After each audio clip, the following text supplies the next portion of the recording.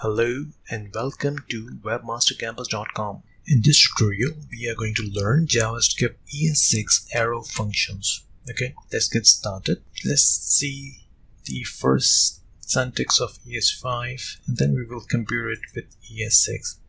Okay, to go with the ES5 syntax, I'm going to define a variable x and then we are going to define a function. Okay, and this will accept x comma y.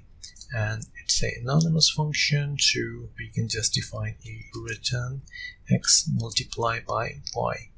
Okay, and if you want to call this, you can just call this x function and provide a value less like this. So you can see the answer is the multiplication or the product of these two numbers 4 and 5, which is 20.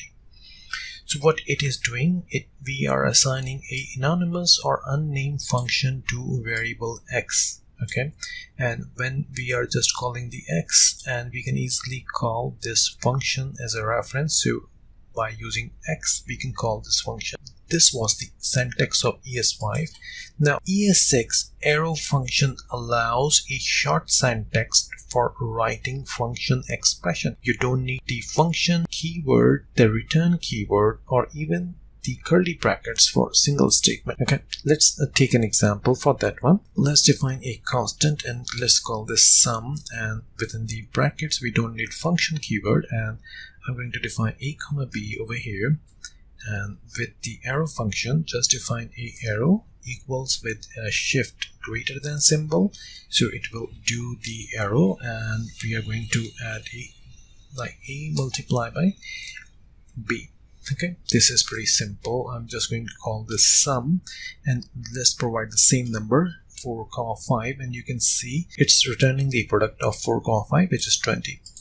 Okay, so how easy it is to define the ES syntax, which never asks you to use the function keyword.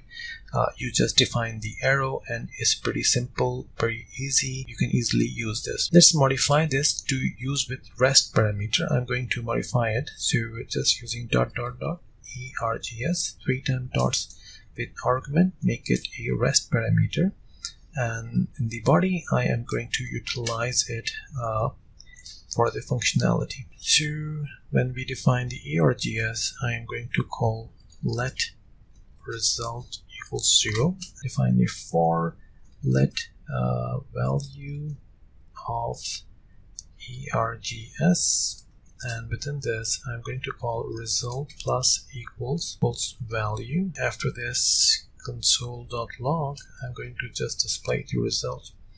Okay, now this has become using the rest parameter, so we can pass any number of argument 4, 5, 6, 5 again, 9, these different values to calculate, because we just converted into a rest parameter.